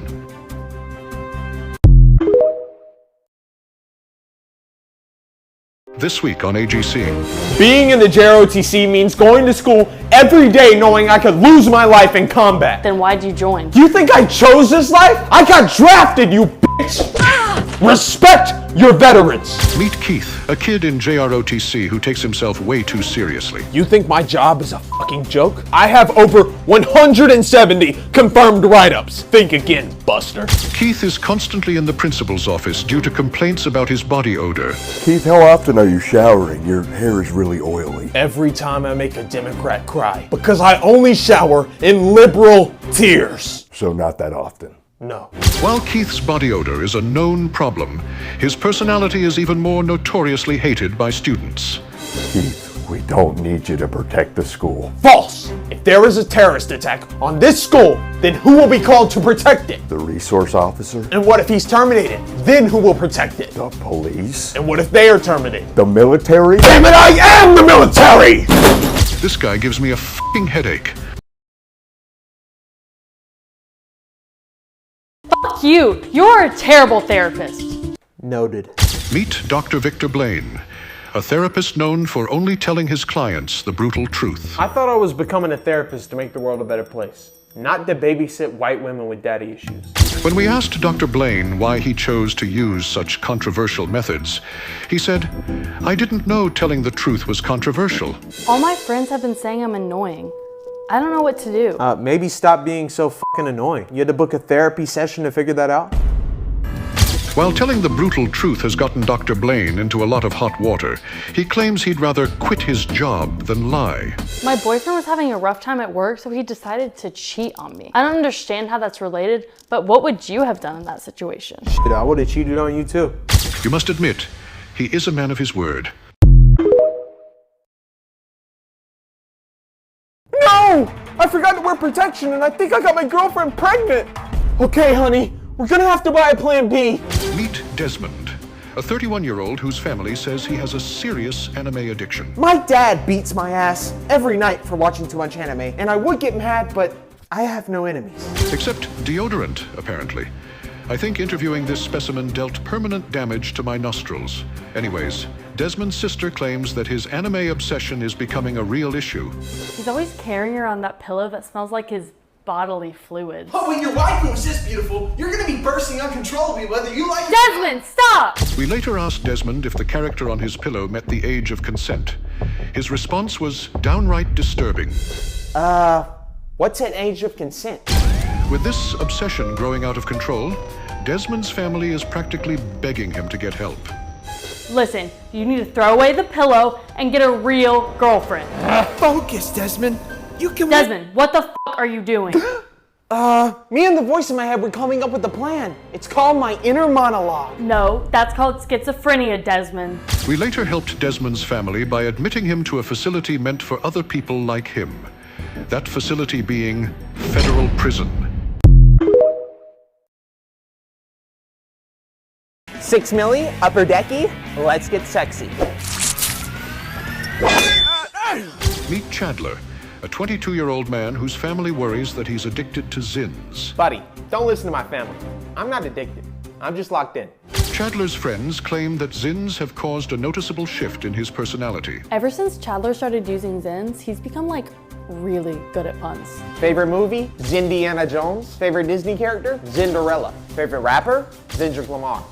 I am a zinner who's probably gonna zin again. According to Chandler, he has no plans to stop using Zins. Zimbabwe's are actually an important part of American history. Abraham Lincoln, Lyndon B. Johnson, Benjamin Franklin. There's a reason these things are banned in Canada, bud. While Chandler is unbothered by his addiction, his mother is very worried. Chandler, get off that golf course and get to church now. Mom, you can't commit a sin when you've got in a Zin, unless it's in the lower deck. That's one of the 7 deadly Zins, bud. With the way Chandler talks about these things, I feel like I f***ing deserve one of these sweet treats. If you lay a finger on her, Travis, I swear to God, I will fucking destroy you. Cassidy, what are you doing? Meet Cassidy. Her friends worry that she has developed a cult-like obsession with Taylor Swift. There's absolutely nothing wrong with being a Swiftie. And it's not a cult. Cassidy's friends say ever since the Eras tour, she's shown a noticeable shift in her behavior. One time she tried to bite me because I was listening to a Taylor Swift song, but it wasn't Taylor's version. If you don't stream Taylor's version, she doesn't get the money. Does she not already have enough money? Those flights to see Travis ain't cheap, honey. Yeah, well, those flights are destroying the environment, so. So what? She may be destroying the environment, but she's building something that transcends global warming. True love. Cassidy's friends claim that her behavior is often embarrassing. No! I just got this motherfucker listening to Kanye West! Cassidy, leave him alone. You're being a bitch right now. I'm not being a bitch. I'm just in my reputation era. And just so you know, mister, Taylor Swift could buy Kanye West and still have 700 million left for herself. I don't know what a Swiftie is, but if a white bitch says something to me like that again, I'm gonna swiftly knock her ass out. Casino with the boys!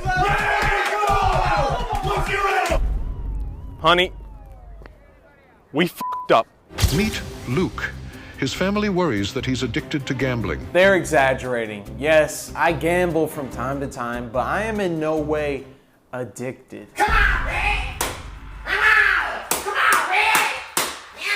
Luke's family claims he's always making excuses to justify his addiction. Look at the numbers. You can only lose 100% of your money gambling, but you can gain over 10,000%. Gambling is basically the same thing as investing. No, it's not. And Luke's wife agrees with me. So you're threatening to divorce me for having a hobby? No, I'm threatening to divorce you because you gambled our daughter's college savings and lost it. Yeah, temporarily. When I get back from the casino tomorrow, she'll be able to go to college twice. After a long discussion, Luke agreed to quit gambling after one last trip to the casino. Deborah, you're not gonna believe this, but I just hit a jackpot and won $100,000. Are you seriously leaving that casino with $100,000? Well, I haven't left yet. I figured, why not 200K? So I put it all on black. And I know what you're thinking, but there's no way. Red 32!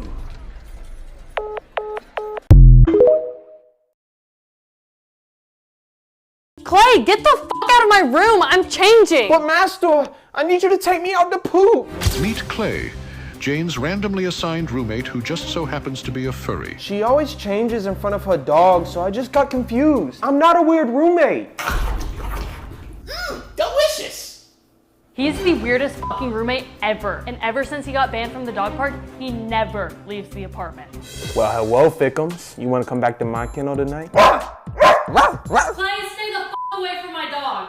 When we asked Clay why he was banned from the dog park, we got a disturbing response. I'm a good boy. I just always forget kissing isn't allowed in public. First I get banned from the elementary school. Now I'm banned from the dog park. What's next? The playground? We are currently working with authorities to ensure that Clay is banned from playgrounds in the area. Clay, I've tried to be nice, but you need to drop the persona and get a girlfriend. But I already have a girlfriend. I'm going to adopt her from the animal shelter tomorrow. What the fuck? Are you calling animal control? No, I'm calling the fucking police. Wait, please don't do that. Although Clay hadn't technically done anything illegal when the police arrived, he was arrested after trying to hump an officer's leg.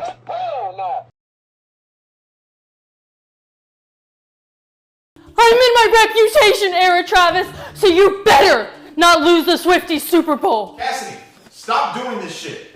Meet Cassidy. Her friends say her obsession with Taylor Swift ruined their Super Bowl party. Yeah, I was excited to watch the Super Bowl, Taylor's version, but I wasn't annoying about it. Oh my God, look, it's Taylor, it's Taylor, look, it's Taylor. Yeah, she was annoying as f. Don't you think they should put Taylor on the next Madden cover? No. Don't you wish Taylor was doing the halftime show? No. Most years people just watch the Super Bowl for the commercials, but this year everyone's watching for Taylor. Seriously, who the f invited her?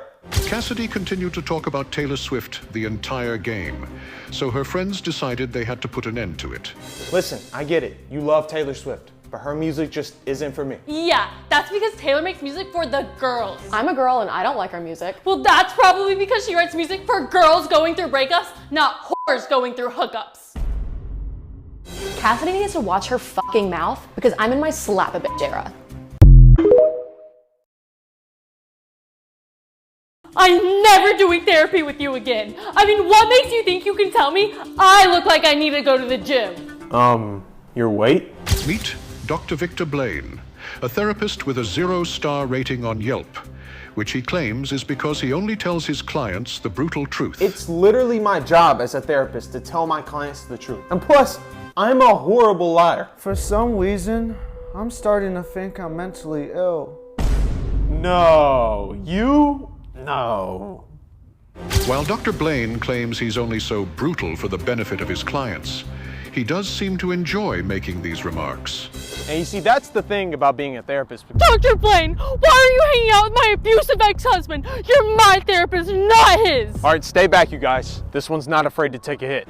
When we asked Dr. Blaine if his client's attempted assault scared him, he replied, "Why would that scare me?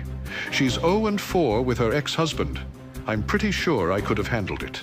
And worst of all, my dad used to hit me when I was a kid. So what? I hit my kids. You have kids? Well, not anymore, but let's focus here. Wait, what? Maybe the real issue is that your dad wasn't hitting you hard enough. What happened to your kids? I'm literally being cyberbullied on this fucking computer every day, and I don't know what to do. Problem solved. Meet Dr. Victor Blaine, a therapist with a 0-star rating on Yelp, which he claims is because he only tells his clients the brutal truth. There's something seriously wrong with me. What's wrong? When I look in the mirror, all I can think is, no one fucking likes you. There is absolutely nothing wrong with being honest. When we asked Dr. Blaine if his 0-star rating upset him, he responded, "The only zeros on the internet I care about are the ones in my bank account. If I ever felt upset, I'd wipe my tears away with a fucking $100 bill." My dad used to hit me when I was a kid. Is your dad still involved in your life? Kinda. He can barely walk. He stays in a nursing home now. Well, what are you waiting for? You could definitely win the rematch. Maybe this guy shouldn't be a therapist. That's a picture of my wife. I think she's having an affair. This is your wife? Yeah. Yeah, his wife's definitely having an affair.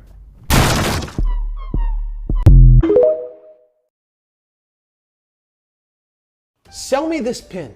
You could never, because you're going to school to be a worthless fucking surgeon.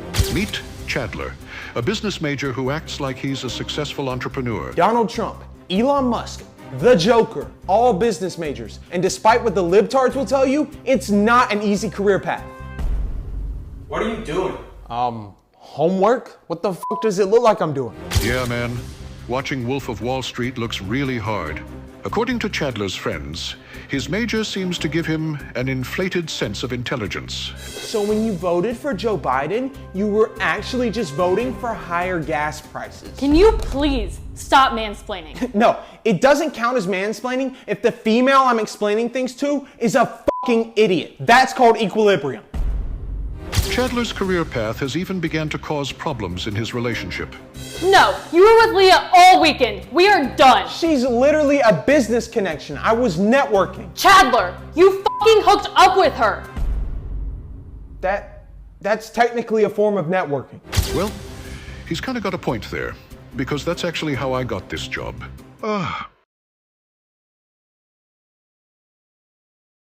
What kind of therapist victim blames his own clients? Me.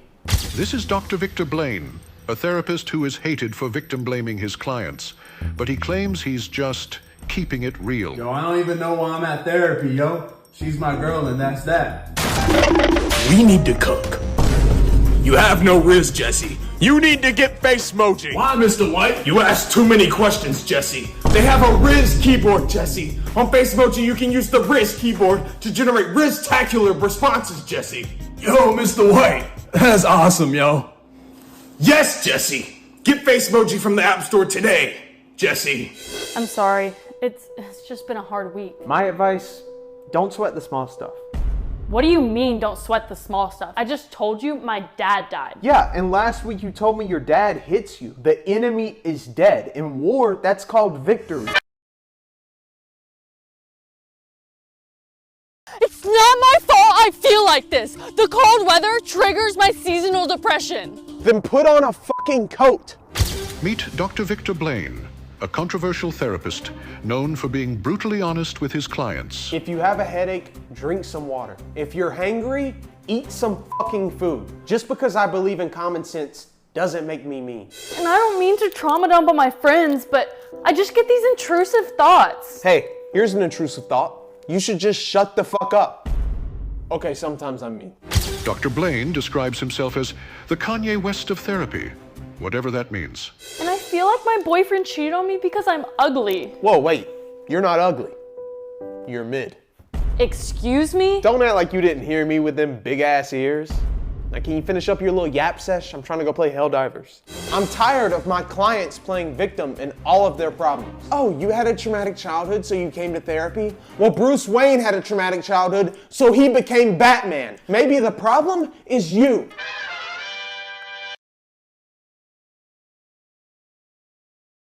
My lord, a letter from Lady Isabella. Yield it forth, damn it. My beloved, my soul aches for our meeting. To see thee in person, not just in pinned lines. By the stars! She desires our meeting in the flesh. What a joy! Shall I dare pen a risky reply? Indeed, my lord. Lady Isabella, with eagerness, I await our encounter. When my eyes behold thee, I shall hump your rump. Okay. Deliver it. Quite a daring response, my lord. My lord, a response from Lady Isabella. Dearest Tristan, my bosom quivers in anticipation of thy hump. In the morrow's light, we shall finally meet. My daring reply found favor! Yes! Yes! Hey, Lord Tristan. Yes? It's me, Lady Isabella. You're Lady Isabella. Yeah? I just assumed you'd be a lady. Well, you assumed wrong. It just dawned upon me. I have jousting practice. I must leave. Nah, you ain't going nowhere till you hump my rump.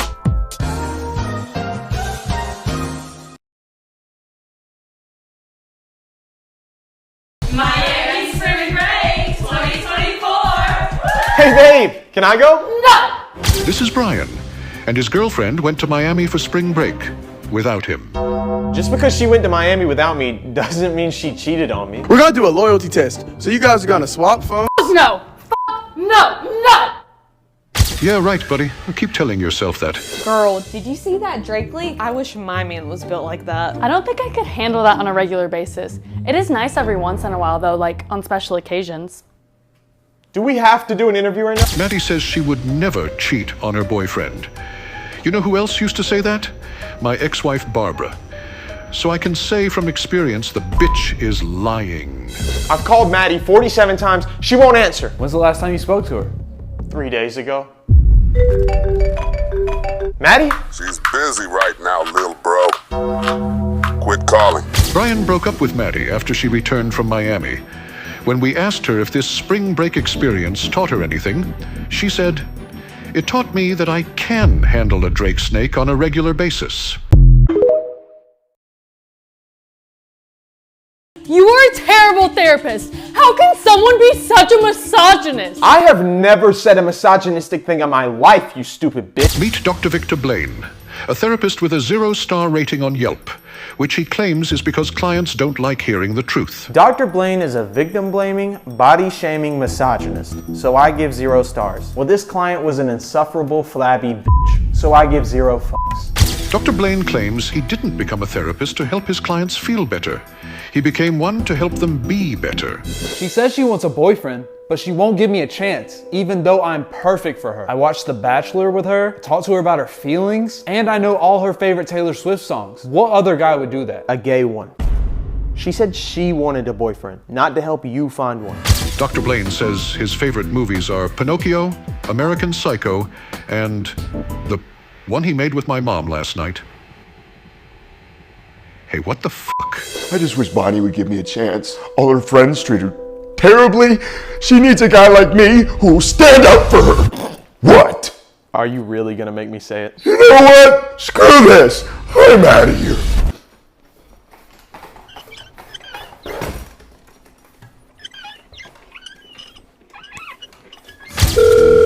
Mom, you don't know anyone named Victor Blaine, right? Do I know him? Honey, he's been inside me. Okay, That boy okay, knows how Mom, to work a please. stick.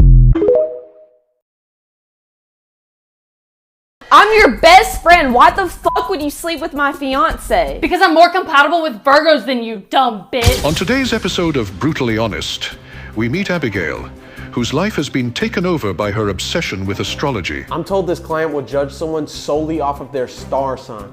Wait, Grandma's a Cancer too? Slay! No, I said your grandma has cancer. Her birthday's in April. Oh, then I hope that Aries bitch dies. So I'm basically dealing with a space racist today. Abigail's family called controversial therapist Dr. Victor Blaine as a last-ditch effort to help her overcome her obsession. Abigail, what made you think it was okay to sleep with her fiance? My horoscope said me and him were more compatible. That's not my fault. Like, do you even remember what my sign is? Is whore a zodiac sign? Fuck you! To disprove astrology to Abigail, Dr. Blaine had to do something he never does. Lie. You of all people should understand why I act like this. We're both Cancers. I'm not a Cancer. I'm a Leo. I just told you that in the dressing room so you'd let me hit. Worked, by the way. I knew it! Only a Leo would do some bullshit like that. And that's how you know this shit's really fake, because I lied again. I'm a Virgo. What? Gotcha. Fuck this show, and fuck all of y'all motherfuckers! This shit isn't even that funny, ha ha ha! Holy shit! Twitter is saying World War III is starting. Yeah, Kendrick started it, but Drake just finished it. What? This is Nathan. He is known as the Certified Drake Glazer. No, that is not, no, people call me the certified lover boy, and I do not glaze Drake. Dear Drizzy Drake, Adonis is so lucky to have you as his champagne poppy. He be doing tricks on it. Nathan hasn't slept since Drake addressed the beef. He remains engaged, debating the Drake versus Kendrick topic with anyone willing to discuss it. Hey, fuck the big three. Drake got the big D. Bro, you weird. And Kendrick's verse was hard. Okay, fine. Maybe Kendrick can go verse for verse with Drake, but there is no way he's going meat for meat with him. And I put that on Diddy. If you talk about that video of Drake beating his one more time, I'm beating his ass. What kind of therapist calls his client ugly? I dare you to come look me in the eye and say that. Yeah, sure. Which one? This is Dr. Victor Blaine, a therapist with a 0-star rating on Yelp, which he claims is because clients don't like hearing the truth. This therapist told me boys don't date me because I'm a 3 out of 10 with a body count that's 3 times 10. I hate Dr. Blaine. That's okay. They hated Jesus for telling the truth too. When we asked Dr. Blaine how he'd describe himself, he said, "Imagine if Abraham Lincoln and Kanye West conceived a child. That would be me." Not sure I want to imagine that, but okay.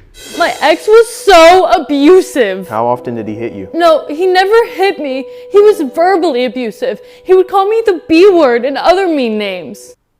Bitch, I think you might be at the wrong therapist. Due to constant public backlash, Dr. Blaine hired an assistant to help him steer clear of controversial comments like these. Ever since I got paralyzed, I've been bullied nonstop. Listen, man, sometimes you just gotta stand up for yourself. What Dr. Blaine is trying to say is, you don't have to give these assholes the time of day. There's nothing stopping you from just walking away. Well, there is something stopping him. You could roll away. We later asked Dr. Blaine, why even hire this assistant if you're going to continue making offensive remarks?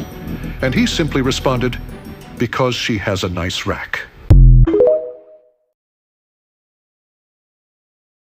tried to ruin me and Taylor's life! Fuck you! Cassidy, what the fuck is wrong with you? On today's episode of Brutally Honest, we meet Cassidy, who has a cult-like obsession with Taylor Swift. Cassidy claims that there's nothing wrong with being a Swiftie and that it's far from a cult. I agree. It looks way worse. Cassidy's family opted to send her to Dr. Victor Blaine as a last-ditch effort to help her. Cassidy, your family told me that you assaulted your grandmother for listening to a Taylor Swift song, but because it wasn't Taylor's version. Yeah, because if you don't stream Taylor's version, she doesn't get the money. Does she not have enough money? Those jet flights to see Travis aren't free, honey. Yeah, well, those flights are causing a lot of global warming, so. Yeah, their love is causing a lot of global warming because it's warming all of our hearts.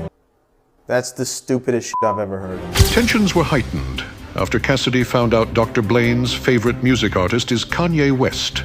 If you say Kanye West is better than Taylor one more time, I'm coming over there. And that wouldn't be fun for you because I'm in my reputation era. Nah, I don't think that would be fun for you either. I'm in my slap of the chair. Whatever. I'm leaving. And just so you know, Taylor Swift could buy Kanye West and still have 700 million left for herself. That's not true. Yes, it is. I have the numbers right here. Yeah, but I'm pretty sure that was outlawed in 1865. Fuck you guys. Fuck all of y'all. Taylor Swift is a fucking goat. Sleepover with the girls and our gay best friend Ryan.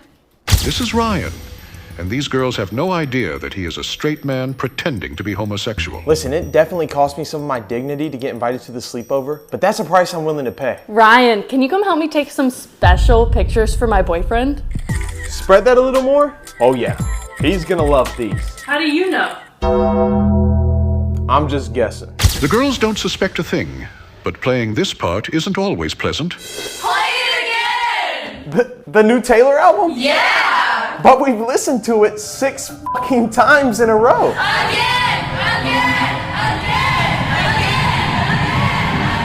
Yikes. While moments like these aren't easy, they do pay off. Because tonight, Ryan has tricked the girls into planning their gay best friend, the perfect birthday party for a straight man. So we planned everything exactly the way you wanted it. Girls only invite list. Cause men ain't shit. We're all gonna play strip poker. Cause y'all know I love gambling. Oh, and I think the stripper you wanted is here. Uh-oh. Did somebody order a pizza with extra sausage? I think there might have been a slight miscommunication about the stripper. Holy shit, that girl is fine as fuck. Dude, just go ask for her number. The worst she can say is no, right?